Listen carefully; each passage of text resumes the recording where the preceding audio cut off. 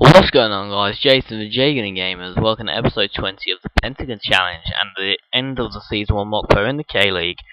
And let's kick straight into things where I review how the season got, how the second half of the K League Group A went. You can see where we finished. Very disappointing, obviously. I'll move on to that. But it so could not have been, because as we kicked off after that Seong Nam match, which we won 2-0, we got a really good win at Ulsan too, 3-2, and you know, we took an early lead through a penalty, and we didn't deserve to win this game. It was a really smash and grab, as you can see by the shot statistics down there.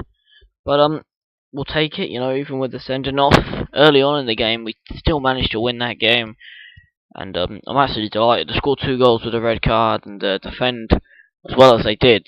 It's brilliant. And I thought, you know what, we could push on for second place. Ah, how wrong was I. Up next was FC Seoul. It was a 2-2 draw, and 2 goals from the centre back. Actually, we went behind twice, and Kim Hyung-hyun getting both of the equaliser.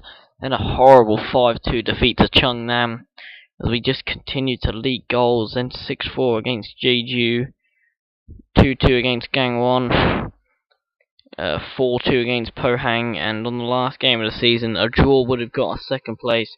We blew it again, and our defending this season has just been awful. We've conceded too many goals at times, and you can't rely on the strikers to be informed throughout the season, which they weren't at the end of the season, and it meant that we do finish 4th. It means that we will obviously qualify for the Champions League, but the playoff stage, where we'll enter a where we'll have to get through one qualifying stage and then another qualifying stage just to get to the group stage. So yeah, obviously 3rd was, I thought, a must. Then we just lost it on, and we didn't just lose it, we lost it on goal difference by quite some margin because of those goals that we conceded. If we look at the past positions, yeah, I think it was you know, we started, if we ignore the first 10 games where it's all over the place, I think from the 14th game onwards, just second all the way, you know, then just a little drop, but just second pretty much all the way, and just that little drop at the end where we could have seen it off. If you to Cheongnam, let's see how they were. Yeah, you know, it was just they were up there early doors, but it was just they were just about, they were in 4th place mostly all the way, and we just could have seen it off until the last hurdle where we had chances to see it off. We just didn't, and I'm over the moon because I know that we're expected to go down, but we could have easily got 3rd and straight in. But we'll have to focus on transfer news. A few players going on loan to Sangju, not key players. Lee Sol Chan, he's on his way there. Nice little right winger, 26-year-old. Obviously, we'll lose a bit of squad depth. Doesn't start all the time. Only 21 appearances this season. More than he did make last season, actually. But he's a good little player. Don't get me wrong. Yeah, he's off to Sangju, and another one that is probably a little bit more important. I say a little bit more important. They're all important. If I can find him. Look for transfer in range. Out. Jung Jeon-hun, who is a lovely prospect, and you know, you just look at these attributes. They're going up, but then they're going down. He's at that age. He's just got to look for a bit of consistency. He hasn't really got the run out at the first team, so I'm not overly pissed off about it. He is a striker, but I'm starting to play him as the attacking midfielder role, as an inside forward role, which the stats aren't bad. The stats aren't bad for it. Obviously, he's its pace is decreased a little bit, which is a little bit of a worry. But yeah, hopefully he can do alright at Sangju, which is probably the first one that I've actually said. Hopefully he'll do alright. I've got Kristovic getting back, who I'm hoping to make a bit of money out of having to sell him on, because I'll go on to the finance in a minute. He done alright in his loan, got a nice average rating, so fair play to him. But the player of the season, if I would give it to anyone, it's without doubt Kim Dong-sub. You know, a free transfer.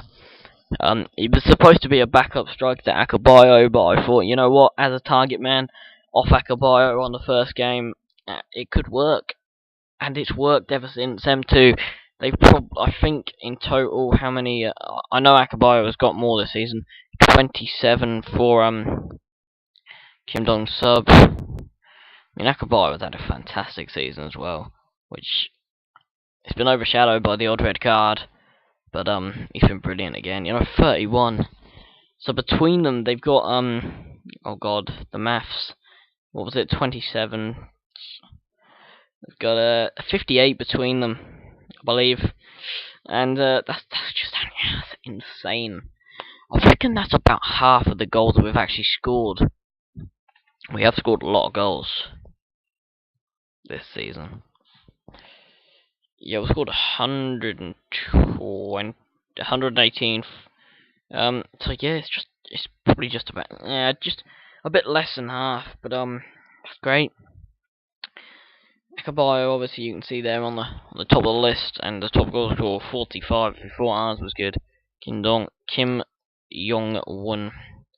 This guy, you gotta give it to him. What a season he's had. He's a very good player, you know. Cool, that is fantastic. What a season. 5 more goals than he played. That is amazing.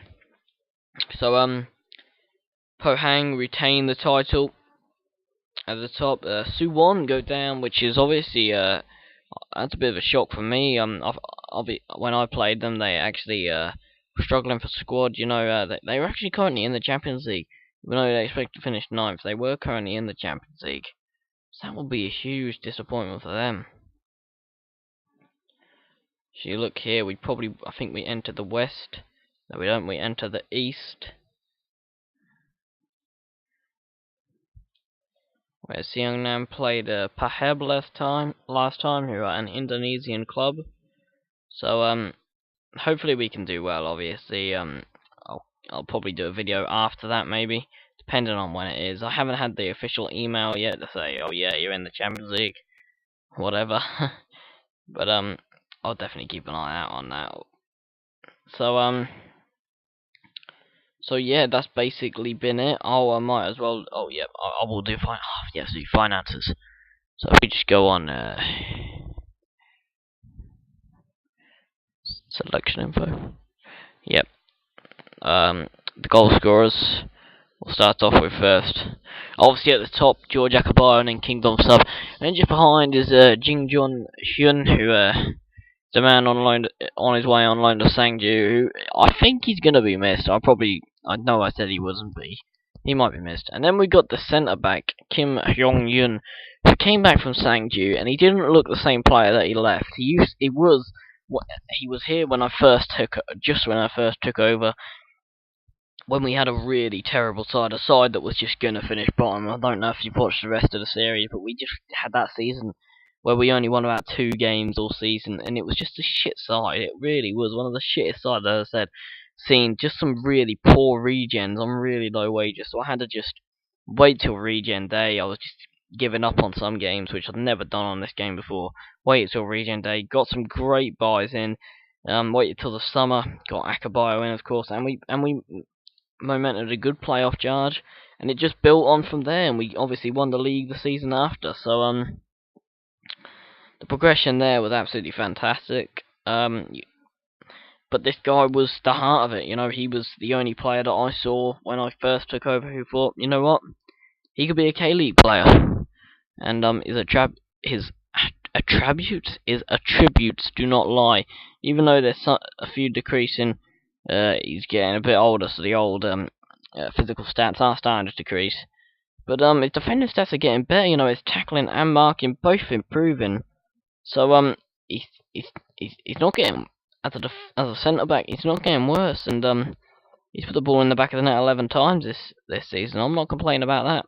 He's actually a real good player for the club. And I was about to lead on to captain. Just like to say who I bought on a free transfer, and I couldn't believe when this guy had been released by Ulsan. He's one of the best released players I've ever seen in my life. Regens on Football Manager for this league, anyway.